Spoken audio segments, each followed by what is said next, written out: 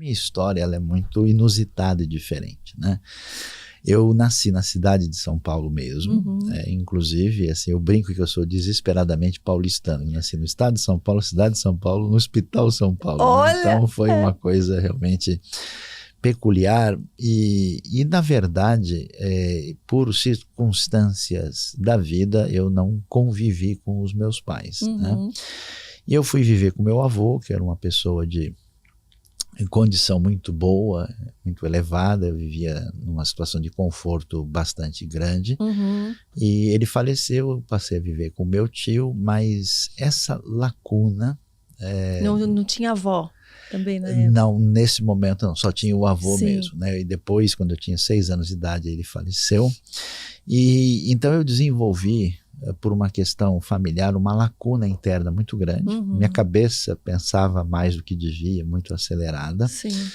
E ao ponto de que a angústia existencial, o pessoal tomou conta da minha vida. Para você ter uma ideia, eu, sem querer fazer aqui média, eu diria que talvez eu fosse a pior pessoa do mundo. Com 5 anos de idade, eu fui capaz de quebrar uma vidraça assim, de ódio, de revolta, né, e de me cortar. Nossa. E quando isso aconteceu, minha situação foi piorando a ponto de que quando eu comecei, assim, né, nos primórdios do caminho da adolescência, a minha vida foi ficando bastante complicada. Eu morava no centro de São Paulo, né, estudava na região do começo da Rua da Moca ali. E eu fui ficando numa angústia tal, e em casa dos meus tios a religiosidade era uma coisa meio difusa, né? Tinha gente com tendência católica nominal, um pouco de influência kardecista, mas no fundo ninguém era muito envolvido com isso. E nessa angústia muito grande, um dia eu estava assim, sinceramente, olhando do 6º andar do prédio e falando, por que eu não me jogo lá embaixo? Com que idade? Com 10 anos de idade. E nesse sofrimento interno, porque eu comecei a dar muito trabalho na escola, eu era o pior aluno da escola. E você conversava com seus tios nessa época? Ou não, era algo que você guardava? Escondia, tal. Eu tinha receio de ter algum tipo de repreensão, qualquer coisa assim. Sim. E eu chegava na escola a ser separado de todo mundo, porque era o menino mais insuportável possível, né? E olha que eles tinham toda a razão, né? E aí um dia, eu estava até limpando algumas coisas assim no quarto, em casa, e um dia eu olhei para cima e falei, Deus, será que o Senhor existe? Eu olhei assim, estava um céu semi-nublado, eram umas 10:30 da manhã, e eu falei, se o Senhor existir, por favor, faz alguma coisa, porque eu não aguento mais viver. E ele fez. Quando eu estava para completar 12 anos, um primo meu, que fez medicina aqui na USP. O que ele fez? Médico. Com 10 anos. Ele me convidou para morar com ele casado, com a família e filhos, no interior do norte de Goiás, hoje Tocantins. Em maio, 16 de maio de 1975, então já faz um bom tempo, a gente saiu aqui de São Paulo e nós percorremos os 1.850 quilômetros até chegar a Miracema do Norte, às margens do rio Tocantins, onde ele resolveu ser médico. Ele é uma pessoa de coração extraordinário. Você sentiu que ali era a resposta daquele teu clamor? Eu não senti nada, porque... Você achou que Deus não tinha respondido sabe ainda? Ele nem existe, eu não sei de nada.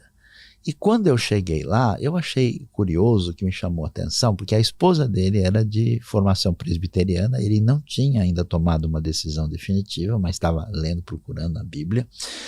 E a esposa tinha ali vários cânticos de salvação para criança, e eles iam, a igreja eu não queria ir, falavam, não quero saber de religião, religião é bobagem, as pessoas estão se matando por causa de religião, não quero conversa com isso. Além de não ser boa praça, eu ainda punha uma panca de arrogante, achando, né, a última bolacha do pacote. Né? E aí, nesse processo todo, eu fiquei surpreso com um homem que eu conheci, porque eu conheci na vida ainda, jovem, pessoas que tinham problema com o alcoolismo. E eu vi um homem que estava frequentando a igreja e que havia sido recuperado disso. Eu achei ele muito tranquilo, com um olhar sossegado e sereno. Eu falei, o que aconteceu com esse cara? Eu nunca vi ninguém assim. E aí o que aconteceu? Deus estava preparando, né, a surpresa para mim. Deus gosta de brincar de esconde-esconde com a gente, né? Então aí chegou o dia que ele falou, achou. Achou! E aí, o que acontece? Quando foi em junho de 1975, um mês depois, eu levantei de manhã, eu fui para o quintal da casa, que tinha do lado esquerdo uma mangueira muito grande, à direita um cajueiro, debaixo dessa mangueira,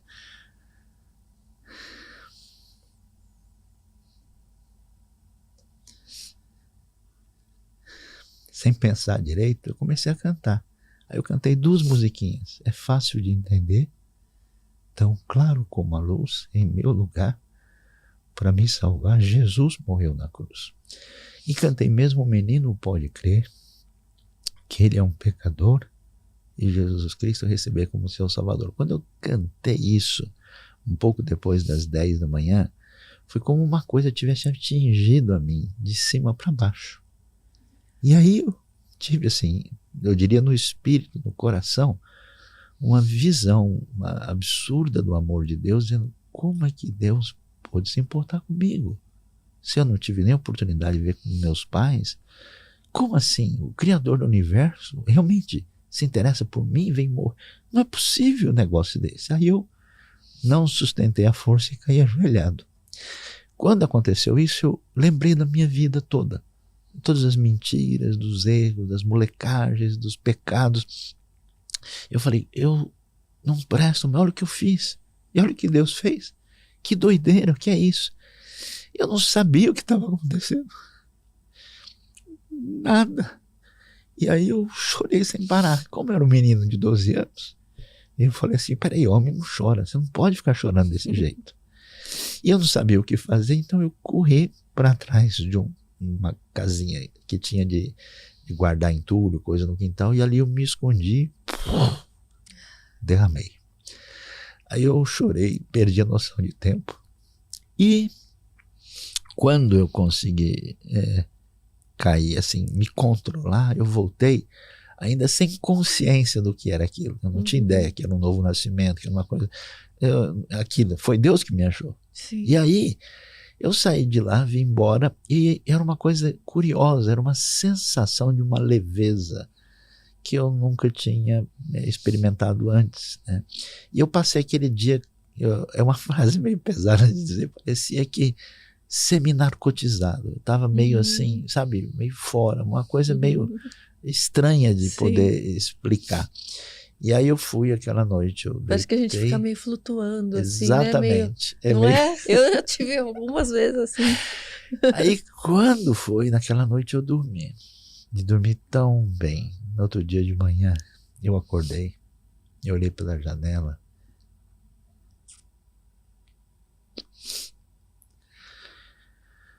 Parecia que eu tinha chegado no mundo pela primeira vez. Nossa, que mundo lindo era esse, que eu nunca tinha visto. E aí, 2 coisas me chamaram a atenção, e é coisa de, se a gente falar, é coisa de louco, né? É uma formiga andando em cima do muro. Eu achei a coisa mais linda. Muito louco, porque eu falei, olha só. Que né? coisinha mais fofa, Exato. Né? Você fica olhando, dizer, você carregando aquela folhinha, a gente vê coisas que a gente não enxergava. Encantado com um negócio mais bobo. Antes eu pisaria em cima da formiga e nem tinha visto, né?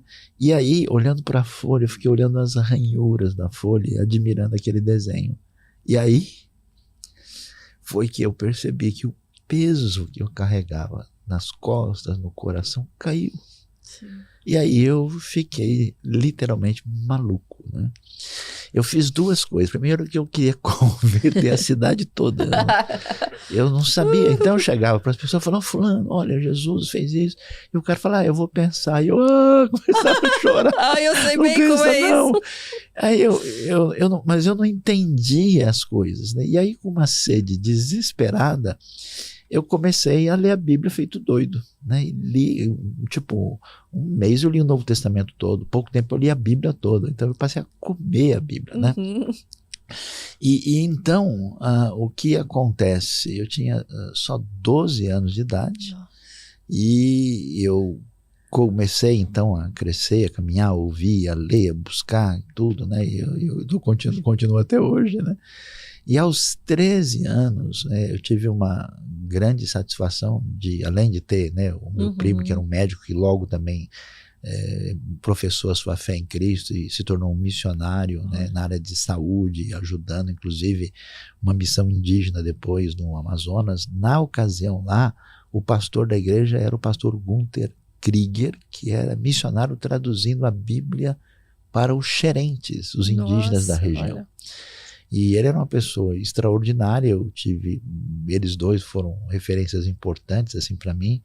E aos 13 anos, em 1976, num culto especial à noite, quando houve uma chamada missionária, cantou-se um hino: por meus delitos expirou Jesus, a vida e luz.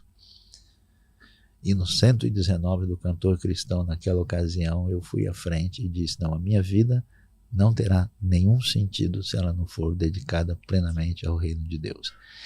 E daí eu fiquei doido, maluco e estranho e nunca mais sarei. E aí,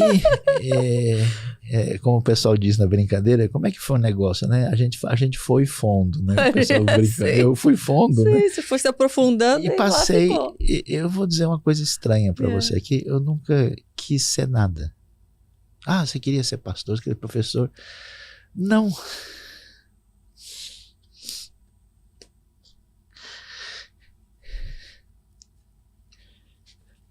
Eu só queria conhecer esse Deus que fez isso, que era inexplicável. Eu queria entender o que ele revelou. Então eu passei desesperadamente a ler, a procurar entender, e estou tentando até hoje. A gente ignorar, né, que Deus existe, que existe uma força maior realmente divina que faz tudo, né? Que está por trás de todas as coisas boas aqui da Terra.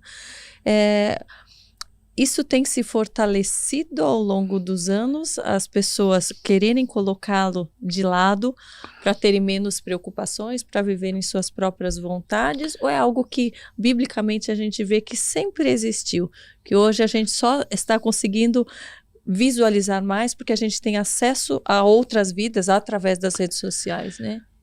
Eu acho que são duas coisas, assim. Primeiro é o que realmente está acontecendo, né? E para a gente entender esse cenário. Acho que do ponto de vista de fato essencial, ninguém se livra de Deus. Por isso que quando a pessoa tenta, a palavra de Romanos 1 é interessante. Eles tentaram impedir essa revelação de Deus. Mas como ninguém consegue viver a vida sem o ato de maravilhar-se, de admirar, o que acontece? Esse potencial que a gente tem dentro de nós, que se volta para a adoração, se o sujeito não lançá-lo em Deus, ele vai ter que buscar um substituto. Não consegue. Ídolos daqui, né? Então, mas também, por exemplo, né? Também os ídolos, mas o ídolo ele representa alguma coisa mais forte. Mas, por exemplo, a pessoa diz que Deus não existe. Quando ele chega diante do pôr do sol, quando ele chega diante da lua, em cima da lagoa, com aquele reflexo prateado, a pessoa tem um enlevo de espírito e ele diz: nossa, entende? Essa questão diante da realidade transcendente que apela ao nosso coração, ela nos remete a Deus. Como a pessoa, por razões particulares, quer negar isso, ele não consegue e aí ele vai jogar em outro lugar. Por isso que as pessoas... Nunca houve um povo na história humana que não tivesse senso de religiosidade, de fé, que não enterrasse os seus mortos, que não falasse sobre isso. Não tem jeito. Ou a pessoa bota na árvore, ele bota no papagaio, ele bota numa pessoa, ele bota e ele não consegue. Então, no fundo, o chamado à transcendência é inescapável. Agora, a pergunta é por que as pessoas não respondem adequadamente a isso? Então, num primeiro momento, a gente pode dizer que essas pessoas não respondem por um desconhecimento adequado, por isso a necessidade de levar à revelação, e também não respondem, segundo Romanos, porque elas estão tão presas no seu próprio mundo, porque na verdade o ídolo, Karina, não existe. O ídolo, ele é uma extensão de mim mesmo. Por isso que o ídolo leva ao narcisismo e ao egocentrismo. Por exemplo, eu quero quebrar a cara do meu inimigo, eu quero brigar com todo mundo, então eu arrumo um deus da guerra, o Marte. Ele vai ser. Eu quero cair na gandá e aprontar de tudo. O que eu faço? Arrumo um deus que legitime isso. Sim. Então, na verdade, quando você adora um ídolo, você adora a si mesmo. Olha, nunca tinha parado para pensar nisso. É um tipo de espelho. Por isso que Salmo 115 diz que se tornam como eles aqueles que os adoram. E a beleza da fé bíblica é que ela chama você para fora de você. O que Deus quer? Que a gente ame a Deus sobre tudo e o próximo como a si mesmo. Tá vendo? Você é levado a doar-se. Aí nesse trajeto de amor é uma coisa bonita demais. Sim. Agora, por outro lado, por que as pessoas têm revolta contra Deus e rejeição no tempo de hoje? A minha maneira de entender é porque elas estão feridas e elas estão frustradas e decepcionadas com a religião institucionalizada. Elas estão aborrecidas com os que representam a religião e que eles fizeram e que se tornou um problema. Agora, eu pergunto para todo mundo, né? Quem é a pessoa mais antirreligiosa e decepcionada com religião na história? Jesus de Nazaré. Por quê? Porque a galera do tempo dele, o pessoal perdeu a cabeça. Eles estavam meio nos esquemas lá com os romanos, eles já faziam aquilo tudo por ritualismo e legalismo, eles faziam as coisas explorando as pessoas, e Jesus chega para esse pessoal e fala: olha, vocês são raça de víboras, vocês estão devorando a casa da viúva. Então, quer dizer, se você tem revolta contra a religião, saiba que você tem uma ponte muito grande contra Jesus. Mas Jesus não fez isso só para ficar nervoso. Ele fez como reprovação do mal e para nos dizer que existe um caminho diferente. E aí eu acho que existe um ateísmo adoecido. Por que o ateísmo cresceu tanto na Europa? Por quê? Por causa das guerras. Por causa das guerras religiosas. Porque você vai ver, por exemplo, elementos dentro da estrutura religiosa apoiar o nazismo. Aí o cara cresce depois e fala: meu, esses caras... Pode? Não... Eles estão falando em Deus e estão fazendo isso? Ah, sabe de uma coisa? Vou procurar outro caminho. Mas só que não dá para viver assim. Aí a pessoa, depois de um tempo, né, ele começa a olhar numa outra direção. Né? E o que é legal é que, olha, eu vou dizer um negócio bem forte para você. Nunca tantas pessoas vieram a conhecer Jesus do que nos últimos 30 anos. A gente tem uma conversa meio negativa, mas aqui o negócio é positivamente. Eu tive num encontro na Tailândia, alguns anos atrás, e eu nunca imaginei aquilo que eu pude ver lá. Lugares onde nunca o evangelho entrou. Mas assim, milhares de pessoas no Oriente Médio, na Ásia e na África têm recebido o evangelho. E olha, nunca a Igreja de Cristo conseguiu fazer isso. Nossa. Eu vi gente do Nepal, da Mongólia, da própria Tailândia, de países que eu não posso nem mencionar o nome aqui. Gente, tinha um cara atrás de mim, ele veio do norte da África. Um cara enorme, com roupa típica. Ele começou a orar, ora era francês, ora era árabe, ora nem sei que língua era. E eu vi esse cara chorando, adorando a Deus. Eu explodi na hora ali. E eu falei, quando que eu poderia imaginar um negócio desse? Né? Vê a Coreia do Sul, em 4 décadas se tornou um país, talvez o país mais missionário do mundo. É doideira. Ninguém segura o poder de Deus. Então o Espírito sopra onde quer. E aí vai acontecendo as coisas, e a grande colheita das nações que o Espírito de Deus está fazendo, começando fortemente no próprio ambiente do povo judeu, depois do surgimento de Israel, e com as nações de uma maneira que nunca aconteceu. Então a gente, às vezes eu fico meio chateado, sabe? Porque o povo que gosta de notícia ruim. Não é possível uma coisa dessa. Você entende que isso é pela intensidade da busca desses povos, que elas têm recebido mais dessa unção e da presença?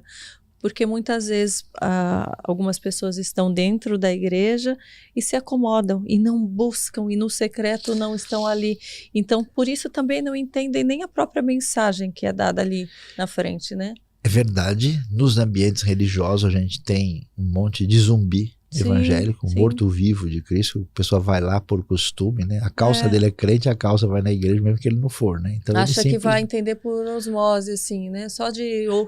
Mas não está nem raciocinando, prestando atenção no que está na mensagem. No nosso mundo dito livre, né, ocidental, tem muita gente nessa condição.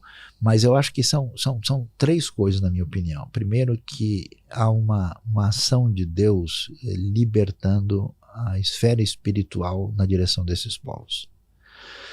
E talvez isso tenha a ver com a oração do povo de Deus, com coisas aí que tem a ver com o momento também do agir de Deus. A segunda coisa, que é de fato o agir extraordinário. Eu tenho tanta história, Karina, de gente que se converteu num sonho. A pessoa não sabe de nada. Ele teve um sonho lá no interior do país dele, e no sonho ele recebe uma orientação, ele vai atrás e conhece o evangelho. Quer dizer, quem que segura um negócio desse? É um agir do Espírito de Deus. E o terceiro, você tem razão. Eu estava num país islâmico há um tempo atrás. E aí a gente estava lá e tinha um rapaz lá que tinha aprendido português, era assessor do guia que estava com a gente. E aí eu fiz algumas reflexões bíblicas e chegou uma hora que eu pedi ajuda para ele e eu fiquei sozinho com ele num canto. Ele segurou no meu braço e falou: por que você fala de Deus desse jeito? Como é que você consegue? Eu percebi que você não está falando uma coisa decorada. Você não está repetindo. Você falou uma coisa que eu senti que veio de dentro. Como você conseguiu isso? Eu não sabia o que responder pro cara. Eu estava sozinho com ele e falei: sabe o profeta Isa, o profeta Jesus? Então ele é muito mais do que a gente imagina. Ele mexeu comigo, mudou minha vida. Aí eu tive uma vontade assim de conhecer. E você sabe que a gente respeita todas as tradições, respeita o evangelho, então você precisa conhecer mais esse Isa. E você sabe que muita gente em nome de Cristo fez guerra, matou gente, vocês sofreram com isso. Se eu pudesse, eu me ajoelharia aqui e pediria perdão por tudo que foi feito. E o cara me abraçou e a gente chorou junto, escondido, num lugar desse.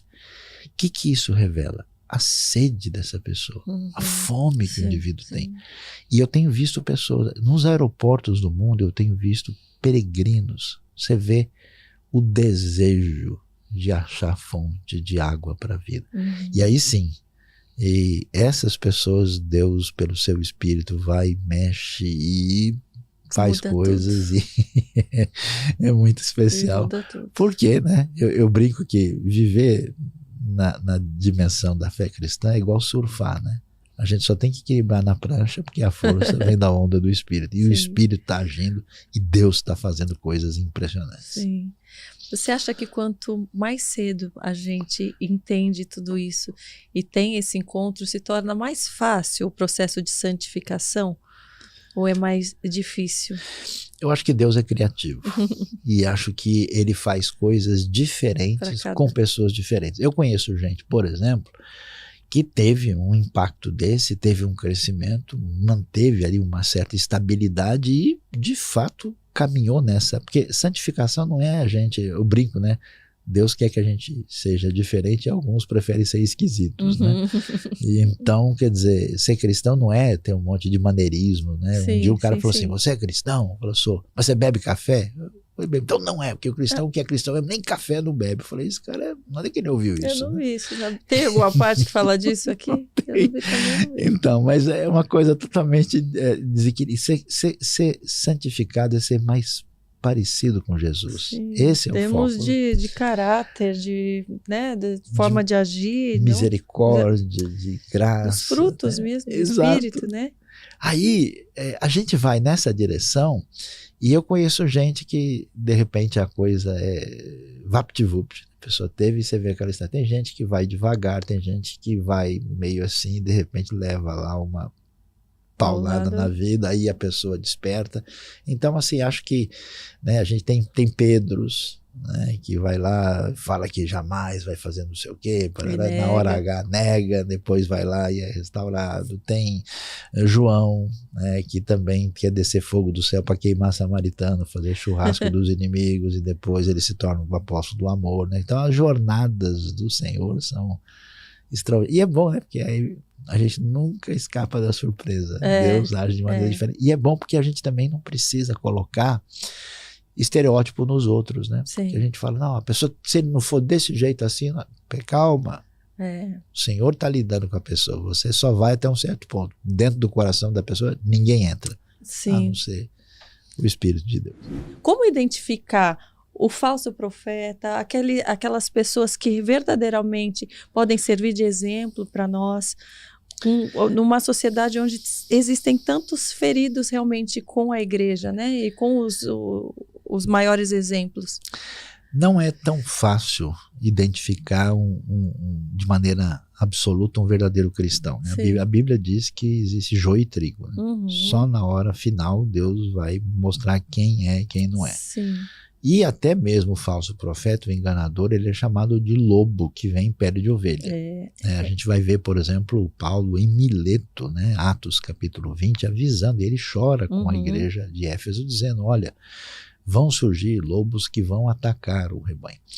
O que é um falso profeta? É alguém que fala em nome de Deus, é alguém que fala de uma maneira envolvente e cativante, e uma pessoa que parece ser aquilo que não é.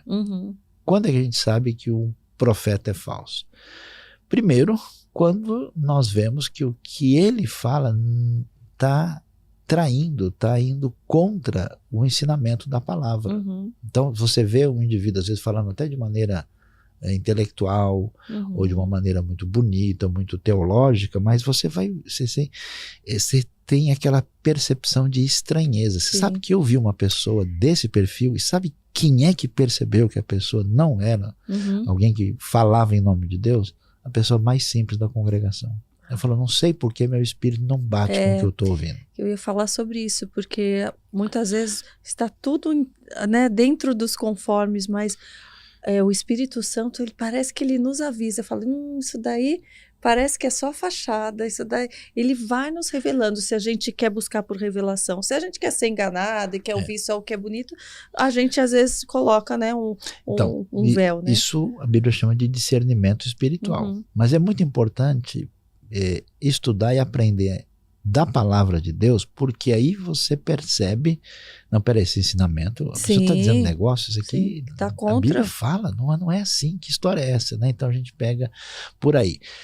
Segundo a Bíblia, os falsos profetas têm intenção de tirar vantagem das pessoas em vez de ajudá-las a crescer e abençoá-las de verdade. Então toda vez que a gente vê alguém fazendo as coisas de uma maneira em que não procura ser bênção para alimentar e ajudar de fato as pessoas, mas quer usá-las como massa de manobra, quer usá-las simplesmente para tirar proveito disso, segundo a Bíblia, isso, aliás, no começo da igreja primitiva, você tem, por exemplo, um dos primeiros livros chamado Didaquê, né, que era um catecismo dos primeiros cristãos do ano 135, dizia, se o sujeito vier e se apresentar como profeta, aí se ele ficar folgado, quiser ficar por aí e querer pegar dinheiro de todo mundo, saibam que ele não é profeta, mande o sujeito embora. Né? E finalmente, quando o dito profeta fala o que não se cumpre. Então tem muita gente que aí tem o lado do falso profeta teólogo, e tem o falso profeta que vive de profetada, que é o indivíduo que se fala em nome de Deus, diz isso, promete aquilo, não sei o que, e não cumpre. E a Bíblia diz, olha, se o sujeito disse e isso não se cumpre, saibam que ele é falso profeta. Então a gente tem que tomar muito cuidado com gente que fica o tempo todo dizendo, olha, Deus disse isso, Deus disse aquilo, e a coisa nunca se concretiza. Isso não pode ser verdadeira ação do Espírito de Deus que não mente. E tem aquela profecia também que qualquer um pode fazer, né? Ia acontecer tal coisa, mas eu já tô te livrando. Você não sabe nem se ia acontecer, que você já foi liberto antes, né? Tipo, ele já viu, já se cumpriu, já. Eu conheci uma pessoa que falou, nossa, eu fui curada de câncer. Eu falei, mesmo? Como é que foi essa história? Eu ia ter um câncer e ele já me curou antes. Eu nem sabia que eu tinha, nunca senti nada, não tenho nenhum diagnóstico. Tome cuidado, mas o sujeito já orou, já curou. Eu falei, que maravilha. Isso, eu já tive algumas assim, eu falei, poxa. Esse negócio não tá muito certo. Você ia ter um negócio no coração, mas eu já orei, já te livrei, isso já não vai acontecer. Eu falei, então tá, né? Aí tá difícil. Tem que tomar cuidado, tem que tomar cuidado. Dos frutos do Espírito, para você, qual foi mais difícil ou mais tardio, ou ainda é, assim, que você percebeu, tem que trabalhar mais aqui? Olha, é o seguinte... Porque você fala muito sobre a mansidão, né, também, que... Então, quando... Você é manso mesmo, mansinho mesmo, sempre? Então, é muito difícil, né? Se nós julgarmos a nós mesmos, nós não seríamos julgados. Sim. A gente não pode, né, dizer mas assim, é a própria percepção, né? A maior parte das pessoas vão dizer que sim, né? Mas eu diria que eu tenho talvez mais dificuldades em outras coisas, né? Quando a gente olha para o fruto do Espírito, na verdade, tudo aquilo se resume na ideia de amor cristão com seus desdobramentos. Então, no que eu tenho mais dificuldade? Como eu sou uma pessoa que acabou estudando bastante, entendendo? É fácil ouvir uma pessoa e dizer, puxa, o cara tá falando bobagem. Não, e aqui ele errou. Não, imagina, você tá... Então eu tenho uma facilidade de ouvir alguém e imediatamente desprezar. Falando, esse cara tá falando, não sabe de nada. Não tem nada a ver isso. Devia pelo menos ter estudado, né? Mas não é possível, como é que é burro desse jeito, né? Só que eu disfarço, né? Faço de conta, fico sorrindo lá com aquela cara, né, de gente boa. E no fundo eu tô vendo, nossa, que isso, né? Então... Se eu falar alguma coisa errada, você me fala depois, hein? Não, eu vou disfarçar direito. Disfarça, mas depois você me dá um toque. Não, tá tranquilo. Hoje, por enquanto tá... O risco maior é meu, né? E também eu fico, digamos assim, um pouco na carne, no sentido de reagir quando eu vejo... Injustiça. Injustiça, mas especialmente ligado com pessoas que não tem como se defender, não tem proteção. Sim. E aí o que eu quero dizer com isso é o seguinte, por exemplo, a espiritualidade mal conduzida, a influência que vem de uma pessoa que não pensou bem no que está dizendo, ela não percebe, mas a Dona Maria que está com o filho a ponto de morrer nas drogas e que está precisando de orientação e ela ouve uma conversa meio estranha, pega naquilo, né? Ela perde o fio de esperança que ela tinha. Então eu tenho lidado com pessoas simples assim, que ouvindo coisas estranhas e confusas, gente muito sincera, essas pessoas entram em desespero e correm o risco de fazer uma grande loucura. Então, de vez em quando eu tenho vontade de fazer farinha dessas pessoas que influenciam negativamente. Então, minha paciência, ela passa por preciso tomar 2 copos de café, fazer uma oração forte, dar uma volta no quarteirão, assim, porque eu realmente dá vontade de, tipo, escrever um texto, detonar a pessoa, chamar ele de tudo quanto é coisa, que, né, e às vezes, assim, eu sou constantemente convocado quando alguém, nossa, ô Saião, você não viu o que está sendo falado assim? Eu queria que você fosse lá, né? E aí, o que acontece? Eu tenho que me segurar e falar de fato. Se eu fizer isso, eu vou me sentir forte, importante, eu facilmente vou derrubar o indivíduo no argumento, mas para quê? Jesus não teria feito desse jeito, então é mancada minha, então preciso tomar outro copo de café, né? Deixa eu segurar aqui. Então, nesse sentido, acho que são as coisas mais... complicadas para lidar com a reação assim. Saiam, você acredita na Igreja de Cristo? Eu falei, acredito. Por quê? Porque os cristãos estão tentando destruir há 2000 anos e não conseguiram até hoje. E por que isso? Porque esse desgaste faz parte do processo. Essa é a hora da gente ver até que ponto funciona o Evangelho. Porque o que Jesus falou em João 17? Olha, se vocês tiverem amor uns pelos outros, então eles saberão que vocês são meus discípulos. A gente diz não, ele vai saber que eu sou discípulo de Jesus porque eu sou batista, porque eu sou assembleano, porque eu sou, sei lá, pentecostal, presbiteriano, reformado, arminiano, sei lá o quê. Cada hora quer botar a camisa de um time. Jesus não falou nada disso. Por quê? Porque na convivência, os discípulos de Jesus é muito interessante. Um deles era Simão Zelote. O Zelote é o cara da extrema esquerda que quer matar romano. É o tipo cara do PSOL, do PSTU da época. E você tinha o cara do PL, do extrema direita, que era Mateus, o publicano, que trabalhava para romano. Um trabalhava com o romano para roubar dinheiro do povo e o outro queria matar romano. Imagina esses caras comendo junto na mesa de Jesus, assim, eu queria ser fumacinha para estar junto lá. Qual era o papo, né? Eles foram chamados para ser discípulos de Jesus junto. Jesus atrapalha a cabeça de todo mundo, porque Jesus é o Messias, é o rei libertador que vem livrar o povo dos romanos, e Jesus está lá curando o servo do centurião. Mata o centurião junto com o servo e tudo. Isso vai libertar o povo. Como assim o senhor está mostrando amor para um romano? Que Messias é esse? Jesus sabe que os samaritanos são hereges, são errados. Né? Que história é essa de conversar com essa mulher de vida errada, essa mulher samaritana? Não deve olhar nem para ela, nem porque ela é mulher, segundo porque é samaritana, e depois que ela tem a vida errada. Como assim? Jesus, o senhor tem agenda. Como assim tu vai perdendo tempo com criança? Deixe vir as minhas crianças. O senhor tem que escolher as prioridades. Então, o desafio do evangelho é: Deus quer derrubar você do seu trono, da sua cadeira. Saia e coloque-se no lugar que lhe é devido, porque só ele é rei. Se a gente fizer isso, a gente vai olhar para o outro com outro olhar. Porque quando a graça de Deus mexe com a gente, tiver uma pessoa que pisou na bola, você não vai mais odiar essa pessoa. Fala, puxa, o que foi que machucou essa pessoa para ele reagir assim? Por que ele tá? Como é que eu posso ajudá-lo, né? Agora, se a gente fica cheio dos problemas que nos atingem, é porque, olha que coisa boa, Deus quer curar a gente através das pessoas mais problemáticas que Ele coloca na nossa vida, porque isso revela, funciona como uma tomografia, revela onde está o problema. Se eu sou orgulhoso e alguém me humilha, o orgulhão floresce. Ela fala, olha, tá vendo como você tem que tomar jeito? Por exemplo, eu achava que era uma pessoa de boa. Até você ser confrontado naquilo, né? Que vai te tirar da boa. Desapegado. Aí eu fui pregar numa igreja, na ocasião, meio corrido, deixei o carro em frente à Estação Santa Cruz. Voltei 11h30 da noite, roubaram o carro. Que eu tive vontade? Que o ladrão batesse o carro. Você não devia convidar gente ruim que nem eu pra vir aqui, tá vendo? Eu falei, tomara que o cara se exploda, que ele bata num poste e aprenda a não roubar os outros. E eu ainda me achava muita grande coisa, porque estava pregando, ensinando a palavra de Deus. Como assim o carro foi roubado?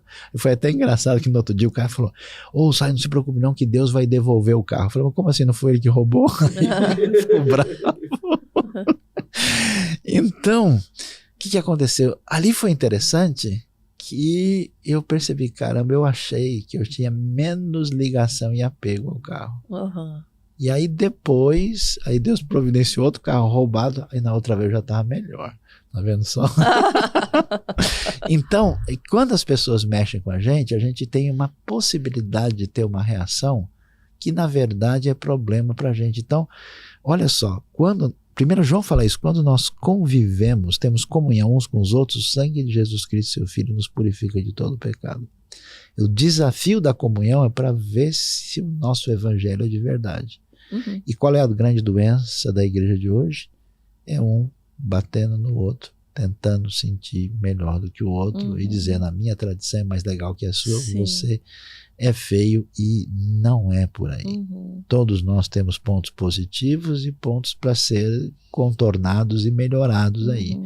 E nesse aspecto, a gente então precisa ser trabalhado por Deus, e é um desafio. Então, a vigilância é total, porque a gente facilmente ficará frustrado, decepcionado e endurecido. E quando isso acontece, você fala, eu não vou ajudar mais ninguém. Sim. Aí você caiu. Sim. Então, não dá pra gente, né, abrir mão desse negócio, porque isso é exatamente... Eu acho impressionante porque os discípulos de Jesus, quando você lê João 13, por exemplo, o texto é explícito, diz que eles não tinham entendido nada. Você sabe o que você dedicar, tipo, 12 horas por dia para aqueles caras que não eram grande coisa, só cheirando peixe ali junto ao mar da Galileia, e Jesus ter falado o tempo todo, e nenhum deles entendeu nada. E na hora do vamos ver, um traiu, o outro negou, os outros nem para negar não estavam, tinham fugido antes. Sim. E Jesus amou os seus discípulos até o fim, e fez uma coisa que ninguém faria, chamou aqueles caras de amigos. Que no mundo antigo você não dá, você dá o dedo, o cara pega o braço. Como assim, amigos? Se eu sou o chefe, você me... Então, assim, a pegada de Jesus é tão única e diferenciada, e é isso que tem que ser alimentado na nossa vida, porque senão a gente fica igualzinho às pessoas que não conhecem a Deus. Sim. Mas existem também palavras duras, palavras de justiça, né? Porque a gente fala muito de amor e muitas vezes as pessoas entendem que o amor é só aquele que aceita, é aquele que passa a mão nas costas para tudo, e a gente sabe que o amor de Deus, ele também corrige, ele faz com que nós sejamos melhores justamente para nos mostrando os nossos defeitos e ajudando a gente a repará-los, né?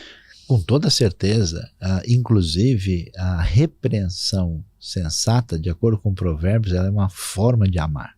Porque quando você está vendo a pessoa numa situação de dificuldade e você não se importa com ela, você fala, bom, se ela se der mal, o problema dela, não tem nada a ver com isso.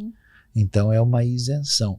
A palavra dura, assim, no sentido de repreensão, que é a marca, por exemplo, da palavra dos profetas e até mesmo da palavra de Jesus, ela é fundamental. É como se uma pessoa está no meio da rua e vê um carro a 100 por hora e você fala, olha, cuidado, o carro vai pegar você, não, você empurra a pessoa, você dá um grito, você arranca ela de lá. Então, só que tem que tomar um cuidado, porque a pergunta é, de onde vem essa palavra dura? Se ela é dirigida pelo Espírito, se ela tem uma, vamos dizer, uma motivação que tem a ver com o amor e bem-estar da pessoa, ela atinge o resultado. Agora, se ela é motivada por inveja, se ela é motivada por ira, porque, por exemplo, eu não gosto da pessoa, aquele negócio, né?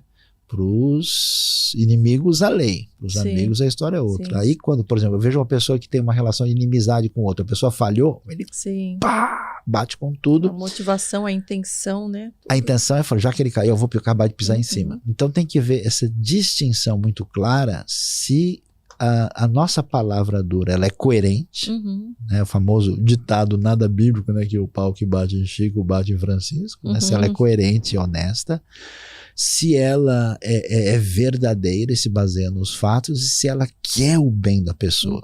Não é o bater e o brigar, mas é uma forma de amor. E hoje falta muito dessa sinceridade e transparência, porque no mundo dos holofotes, né, e das coisas, as pessoas representam papéis. Então elas deixam de ser pessoas autênticas e aí elas falam aquilo que elas acham que vão aplaudir só. Exatamente, aí isso o evangelho fica comprometido. Aliás, tem gente querendo tirar da Bíblia. Eu conheci um cara uma vez, é muito doido isso, né? Que ele falou que com os amigos dele pegaram o Novo Testamento e tiraram vários textos, né? Que daí fizeram um menor, né? Porque eles entenderam que por uma razão tal, esses textos não, aí fez um resumão. Uma Bíblia de acordo com seus interesses pessoais. Isso é uma loucura, né? Então, mas até Hitler fez algo parecido, né? Exatamente, fez um selecionamento e usou a palavra de Jesus para justificar os seus procedimentos. Tem toda a razão. Então é muito louco isso. Nós não podemos confundir a postura de, vamos dizer, afastamento, né, de negligência com amor, que não é o caso. Eu acho que isso é muito cultura brasileira. Brasileiro que, não, dá um tapinha nas costas, não sei o quê, que é um jeito de ser legal com as pessoas. Nem sempre isso é amor de verdade. Você acredita que Hitler era um perverso? Que a gente, pelo menos no meu entendimento, o perverso é aquele que parece que ele já nasce, né, com essa índole, e ela não tem como mudar mesmo com a vida que ele vai levando. É isso mesmo? Existem esse tipo de perfil que já nasce com essa personalidade e que não tem cura? Eu não acredito nisso. Que existe uma pessoa que... Por exemplo, Paulo diz um negócio forte para a gente, né? Dos pecadores dos quais eu sou o principal. E ele não estava falando isso para sair na foto. Sim. Ninguém quer sair na foto dessa forma, né? Uma coisa que os reformadores olharam com atenção, que eles falaram que a natureza humana pecaminosa ela é totalmente depravada. Né? Então, como eu gosto de dizer, se jogar eu no mato, o mato devolve, ele não quer. Também, né? Porque todos nós somos. Então, assim, tem pessoas que eu diria que tem um estado pior de maldade e impiedade. Né? O hebraico usa a palavra rachá para esse ímpio, para esse perverso, e separa do tzadik, que é o justo. O Provérbios e Salmos falam muito com ele. O Senhor, por exemplo, aprova ou reconhece o caminho do justo, mas o caminho do ímpio, do perverso, leva à destruição. O perverso, a perversidade humana, ela tem um fator genético, tem pessoas que têm hormônios, desequilíbrios e problemas que podem causar, né? Assim, algo mais violento, mais perverso, mas uma pessoa que não tem isso, por exemplo, às vezes tem uma tendência depressiva e autodestruidora. Então todo mundo tem algum parafuso sério faltando, que precisa da graça de Deus. Tem o fator ambiental de formação. Imagina, uma pessoa foi criada num ambiente, imagina alguém que foi criada dentro do nazismo desde criança, ou dentro de um regime opressor. São referências, né? O cara, como criança, foi criado numa tribo canibal, né? Então, esperar que uma pessoa dessa tenha misericórdia, então ele tem esse caminho problemático, que é a sua formação, seus traumas, suas feridas, suas dificuldades, e tem a reação a partir da sua vontade. Eu conheço gente que foi criada nos piores ambientes e falou, não, esse negócio não pode estar certo. E saiu dali. Tem gente que foi criada nos melhores ambientes e pegou. Então você tem um Manassés que é filho de Ezequias. E você tem um Josias que vai ser aí pai de Amon, né? Então você tem Davi, tem um filho chamado Absalão, tem pais maravilhosos com filhos horríveis e pais horríveis que têm filhos muito bons. Então a coisa não é assim determinante. O que é impressionante para a gente? Às vezes você vê pessoas num grau de impiedade, de maldade tremenda, que são atingidos pela graça de Deus. Você vê uma transformação impressionante. E às vezes você vê pessoa que é, digamos, o pecador bem comportado, socialmente adequado, e essa pessoa, por exemplo, entra por um caminho, né, por a sua própria decisão. Então não acho que haja uma pessoa por si só inescapável. O Hitler tinha problemas de formação, a sua família era uma confusão, uma coisa complicada. A princípio ele não parece um indivíduo extremamente perverso, ele foi estudar até arte, ele era um artista, vamos dizer assim, fracassado e desiludido. Ele cresceu num ambiente cultural problemático, que era um ambiente de tentativa de supremacia, de orgulho racial, né? Tem um livro muito bom chamado O Mito Ariano, de Leon Poliakov, que analisa bastante essa realidade. E ele se entregou a uma caminhada problemática de ditadura, onde a sua maldade e loucura foram crescendo cada vez mais. Então, o que assusta a gente, por exemplo, no nazismo, é a crueldade plena, assim, feita de maneira fria, calculista e planejada. Eu tive 2 vezes em Auschwitz. Eu vi esse negócio de perto e eu entendo alemão, então eu li as coisas, né? E eu falei, caramba, o problema não é só o que o pessoal fez, mas como fizeram. Sim. Então é um negócio assim que... E qual que é a questão? Num ambiente de extrema cultura, educação e conhecimento. Grande parte dos carrascos do nazismo tinham PhD. É muita loucura. Como identificar a igreja ideal para cada pessoa? Muito boa pergunta, excelente. Né? Tipo, o mais tímido tem que ir na mais quietinho ou ele vai mais na avivada justamente para exercer o outro lado? Eu brinco com o pessoal porque uma vez eu fui numa igreja renovada na Alemanha. E os alemães não são exatamente brasileiros. O pessoal tudo ali meio sistematizado, tudo. Tem um amigo que morou na Alemanha e eu conversou com um cara que convidou ele para almoçar em casa e falou: no domingo que vem você pode almoçar em casa? Então me diga quantas salsichas, quantas batatas você vai comer no domingo que vem, para o cara já preparar o número exato, uma semana Nossa. antes. Então eu fui numa igreja renovada, assim, alemã, e eu falei, caramba, um pentecostal alemão não dá um presbiteriano brasileiro. Uhum. Porque até o alemão começar a se mexer, bater palma, já acabou o culto, né? Porque o perfil é diferente. Então, é interessante, de um lado... Quais os principais, as principais nomenclaturas que existem? Pentecostal, batista... Então, a gente tem, vamos dizer, historicamente, os grupos principais são os batistas... Que vem de João Batista? Não. Não? Ainda que eles queiram dizer que tem. Porque eu já li algo parecido. Não se... De onde vem o nome? Eu vou já colocar aqui. Tem os batistas, os presbiterianos, os metodistas e congregacionais, são os grupos históricos mais assim que tem no Brasil, juntamente com luteranos, que são chamados protestantes de imigração e os protestantes de missão.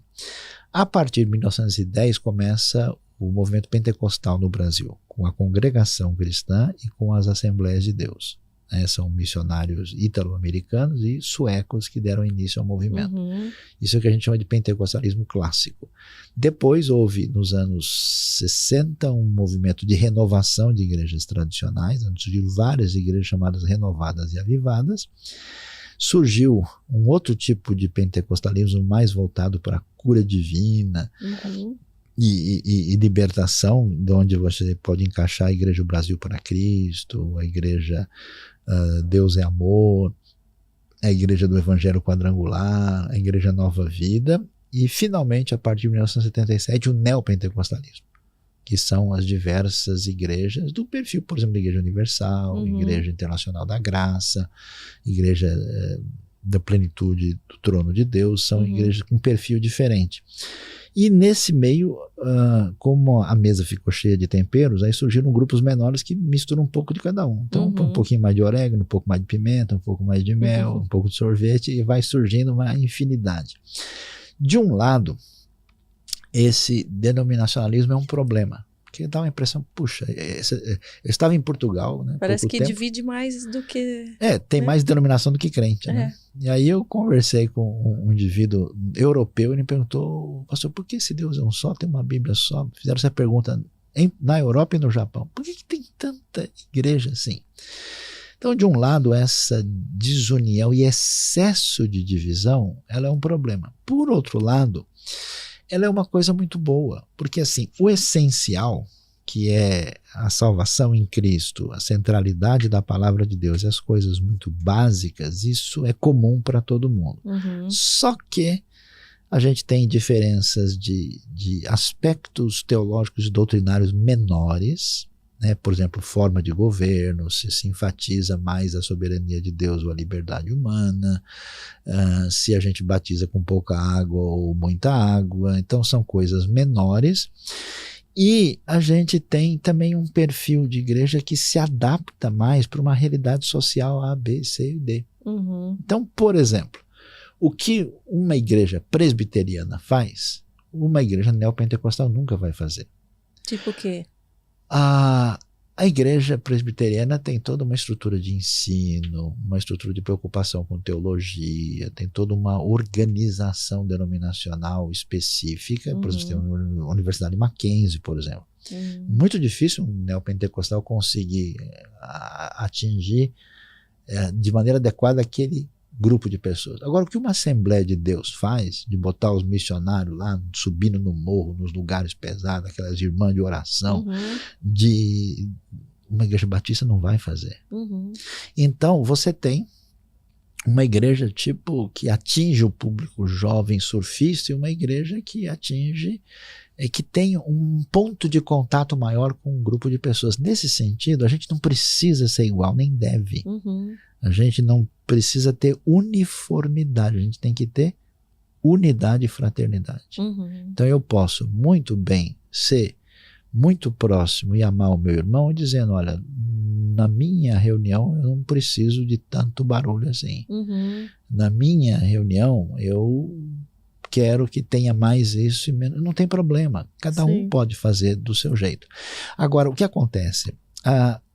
As igrejas batistas, elas têm, digamos assim, um início delas no ambiente europeu de movimento anabatista, que foram movimentos que surgiram na Alemanha, na Suíça e na Holanda, de gente que disse o seguinte, olha, duas coisas importantes. A pessoa tem que ser convertida na sua experiência com Deus e ela deve ser batizada como adulto, como conhecendo, não com uma tradição, por exemplo, que vivia no ambiente reformado, no ambiente anglicano ou ambiente luterano. E a igreja não pode se misturar com o Estado nem com política. Ela tem que ser totalmente separada e afastada. E então os anabatistas, com seus erros e acertos, foram muito perseguidos, mortos, inclusive afogados, tanto por católicos como por outros protestantes. Nossa. E o grupo anabatista que mais predominou e permaneceu até hoje são os menonitas. Anabatistas holandeses, na verdade da região da Frísia, e de fala alemã, e que existe no Brasil até hoje e que é uma denominação desse perfil. Os batistas, como nós conhecemos aqui, eles têm origem num movimento que surge de maneira semelhante na Inglaterra, foi para a Holanda, fugindo de perseguição, né? Os batistas sempre foram os mais perseguidos dentro do ambiente denominacional evangélico por causa de posturas particulares. E aí eles foram muito para os Estados Unidos, por causa da separação de igreja com o Estado, cresceram muito lá. São talvez a denominação mais forte no ambiente americano, e cresceram no Brasil em outros lugares, e então assim, mais os batistas, digamos assim, eles vão ficar bravos comigo, tá? Mais assim, radicais, vão dizer, não, a gente vem direto de João Batista. Só que assim, a confirmação histórica aí, ela deixa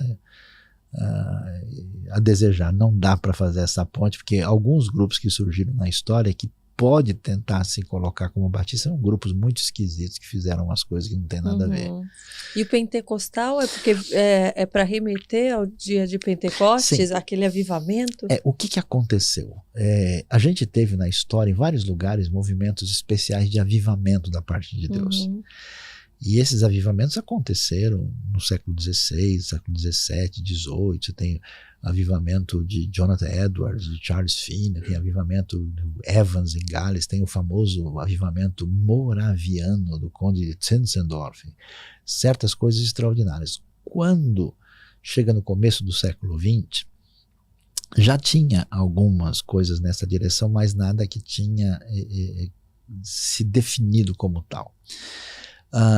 Em Oklahoma, em Tulsa, um grupo de irmãos leu o livro de Atos e disse assim, olha, a gente tem que buscar esse tipo de poder de Deus que havia no tempo da Bíblia. E eles se reúnem, né, numa localidade que era chamada a Tolice de Stone, uma casa que comprou que não deu certo, e na virada do ano de 1901, eles impõem a mão sobre uma mulher chamada Agnes Osman.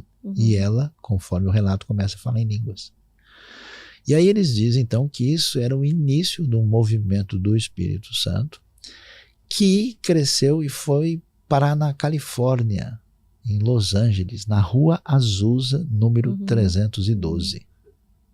E em 1906 houve um movimento especial lá em que se desdobrou o que eles chamam de início do movimento pentecostal moderno. Esse movimento se espalhou pelos Estados Unidos e é a base da origem, por exemplo, dos missionários que vieram para o Brasil.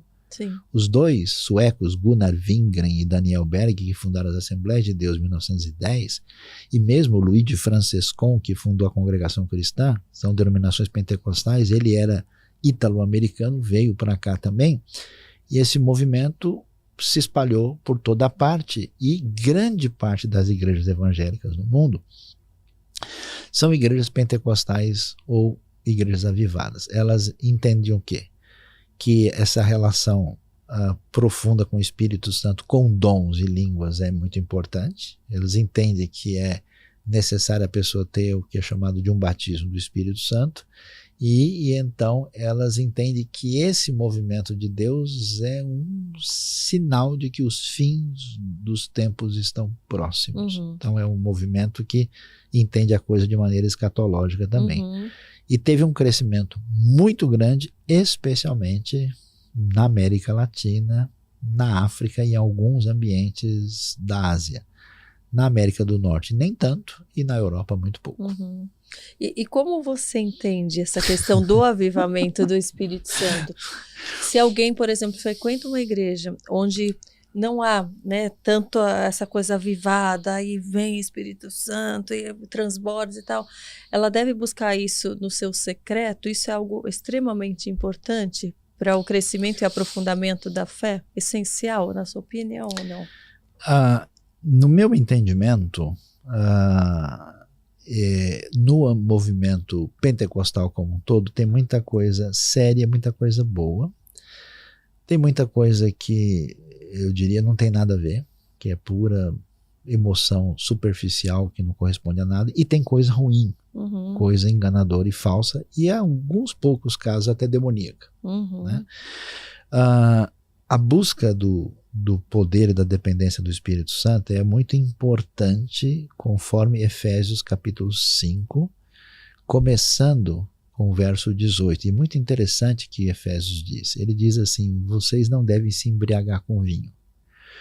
Por quê? Porque os antigos, quando eles queriam, vamos dizer, viver a vida, eles falavam: a gente precisa fugir dos problemas, então vamos encher a cara. A gente precisa ter um pouco de alegria, então pega o vinho. E ele diz: pessoal, não é esse o caminho. Em vez de fazer isso, vocês devem, aí tem que ver o grego original. O grego original diz assim: deixem-se ir sendo enchidos pelo Espírito. A ideia é que o Espírito de Deus quer agir no meio do seu povo, e a questão, a expressão nesse ponto está bem correta, é dar lugar para o Espírito. Mas é curioso que esse dar lugar lá é um processo e não uma experiência única. Em Efésios. Então vocês devem constantemente abrir espaço para essa ação do Espírito. E esse Espírito, aí vem a parte que nem tradicionais nem pentecostais querem ouvir. Esse Espírito mostra o seu poder na nossa vida pela nossa capacidade de submissão. Aqui diz o verso 21. Submetendo-se uns aos outros no temor de Cristo. Então, onde é que está o poder no Espírito Santo? Em o marido amar a mulher ouvir o marido, o filho obedecer o pai e o pai não irritar os filhos, de acordo com Efésios. Então, por que isso é tão importante? Porque a submissão é a maneira de ser semelhante a Cristo. Quando você crê que Deus tem o poder, que Ele está no controle, você desiste das suas armas e passa a confiar com tranquilidade. Então, essa é a essência. Agora, o Espírito com poder e dons e milagres, quem está certo? São os pentecostais ou são os tradicionais? Depende. O que eu não entendo que existe na Bíblia é uma doutrina do batismo do Espírito Santo. E não entendo que alguns dons sejam obrigatórios para todas as pessoas. Mas se você me pergunta, Saião, existe de fato dom de línguas, profecia? Sim, a maior parte das igrejas tradicionais vão dizer que não, que isso acabou e cessou. E no Novo Testamento não há base para isso. E esse Espírito que age na vida da gente, dessa maneira, também age paulatinamente. Quando a gente lê Atos, depois do Pentecostes, Atos dos Apóstolos, capítulo 4, verso 31, estavam todos reunidos ali e tremeu o lugar onde eles estavam e todos foram cheios do Espírito Santo. O tempo do verbo do grego está no auristo, o que significa que foi cheio todo mundo de uma vez. Então, quando você lê a história da igreja, estuda o Novo Testamento e vê a realidade, há pessoas que realmente têm uma experiência poderosa de enchimento do Espírito de uma vez. O que não significa que ela vai manter aquilo também, né? Não. Inclusive, ele pode ter depois. Qual é na minha opinião, qual é vamos dizer, a imperfeição do ensino pentecostal. Olha, se você tiver um batismo do Espírito Santo, você falar em línguas, agora você se tornou uma pessoa. Isso não acontece. Está cheio de gente que fala em línguas, como os coríntios, e é carnal. Uhum. E isso não é garantia de santidade de vida com Deus, é apenas um dom. Sim. Tem gente que expulsa demônio, mas é a pessoa que fala mal da vida alheia e briga com todo mundo. Então, assim, existe um desequilíbrio. Então, não pode se pensar, eu quero só dom carismático.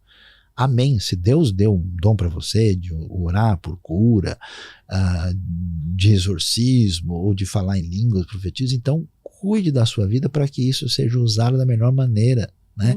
E eu não vou precisar desses dons em certos ambientes, e em outros vou precisar bastante. Sim. Então qual é o melhor dom? O que edifica os outros. Porque eu fui criado para amar e servir. Então de repente eu estou num lugar que precisa muito de exorcismo, que precisa muito de confrontar com sinais de poder, mas a gente não pode fabricar isso. Sim. Não pode colocar isso no lugar indevido. A gente tem que ter equilíbrio nessas coisas. Uma igreja, se você perguntar para mim, mas aí como é que é na sua igreja, Sayão? Nossa igreja ela é de uma trajetória histórica batista. Mas se tem uma pessoa que diz, olha, eu tenho esse dom espiritual, amém, Deus abençoe. A gente não tem nenhum problema com isso. Até porque se o dom é de Deus, quem sou eu para brigar com a pessoa? E se o dom não for de Deus, isso vai se revelar em breve. Agora, o que a pessoa não pode fazer na hora que você está reunido pregando a palavra, alguém levantar lá e começar a profetizar no meio da pregação. Sim. Ou há um falar em respeito língua. Dentro do ambiente que você está também, né? E não pode ser do Espírito. Claro. Porque se o Espírito está usando alguém para pregar, o Espírito não vai usar alguém para atrapalhar a pregação. Então, isso não é o caso. Então, na verdade, meu entendimento, igrejas históricas e pentecostais e outros devem aprender umas com as outras e buscar uma maneira de viver a fé de maneira mais equilibrada e adequada no reino de Deus. Sim. Existem erros e equívocos e aí a gente precisa ter paciência, bom senso e estudar a Bíblia direitinho.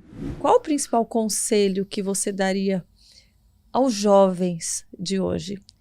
Que às vezes não tem tanta presença, né, de Deus, não enxerga a presença de Deus nos seus dias, estão sendo levados por ídolos, né, como a gente comentou, e precisam realmente, talvez, não se envergonhar do evangelho, aqueles que já tiveram um encontro, porque para o jovem ele é muito mais, eu acho que criticado, ele está num momento de estar formando a sua personalidade, né?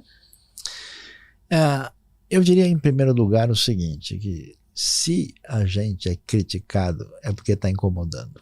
Ninguém empreende qualquer briga por uma coisa que não vale nada. Então é o seguinte, cara, não tem ninguém, nem que chegue perto da pessoa de Jesus. Se tem um cara, né, uma pessoa que mais impactou a história humana e que, digamos assim, na sua juventude, ele tinha só 30 anos, ele fez um negócio tudo diferente. Ele foi para a beira de um lago, pegou uma dúzia de gente comum, não teve apoio religioso, nem político, nem financeiro, e ninguém supera a Jesus em impacto de transformação da história do planeta. Então, por que eu vou perder meu tempo estudando gente que é muito mais meia boca e que não tem nada a apresentar?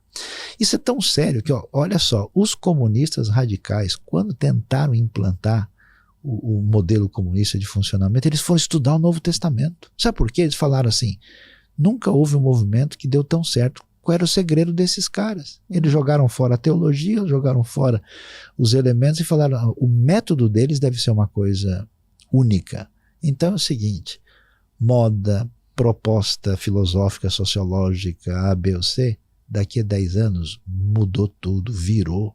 Cadê a galera de Woodstock? Cadê os hippies que depois viraram yuppies? Quer dizer, esse negócio, a geração, né, Z, X, Y, tudo que a gente coloca, passou um pouquinho de tempo, já muda tudo. Fica velho e não vale mais. Então, se tem alguém que inspira em todas as áreas, presta atenção, a Bíblia não é só um livro de religião, é um livro para a vida. ninguém supera Jesus. Jesus é o cara, então se ligue nele e vá a fundo, porque não há caminho mais sábio, inteligente, estratégico e espiritual para a sua vida. Qual o caminho para se chegar mais próximo de Deus, de Jesus? O caminho mais próximo para chegar a Deus, de Jesus, eu ouvi uma palavra só, que Deus diz desde o começo. A palavra mais importante que você vê em todo o Antigo Testamento é Shema Israel Adonai Eloheinu Adonai Echad, que é ouve, ouça, ó Israel. O mundo, Karina, é construído pelas palavras. Deus criou o mundo falando. Jesus é o verbo da vida, ele é o Logos. Então a gente só tem um caminho que é possível seguir, que é ouvir. Ouvir é extraordinário. Por quê? Porque quando você passa a ouvir, você deixa de ser doido. Porque o doido nunca ouve ninguém. Ele atropela o discurso do outro e fala na frente, porque ele não tem o que aprender. Quem ouve é humilde. Quem ouve aprende. E quem ouve questiona a si mesmo para poder realinhar a sua vida e ir na direção certa. Então, ouça o que Deus tem a dizer, abra o seu coração e apresente a sua vida. A sua vida com a sua mente, com o seu coração e com as suas mãos para servir. Deus abençoe a sua vida nessa atitude. Amém, amém. Se Jesus estivesse na sua frente agora, ele está aqui, né? Amém. O que você falaria para ele? Qual seriam as tuas falas de gratidão, o que você gostaria de falar agora a ele? Olha, agora você me pegou, viu? Eu não sei se eu consegui falar. A minha atitude ia ser parecida com a Maria Madalena, que estava ali chorando na hora, e eu me jogar nos pés dele e dizer: Senhor, como? Como foi? Por quê? Eu não entendo nada. Eu diria que para aquele que é o rei da palavra e das palavras, eu ficaria sem palavras.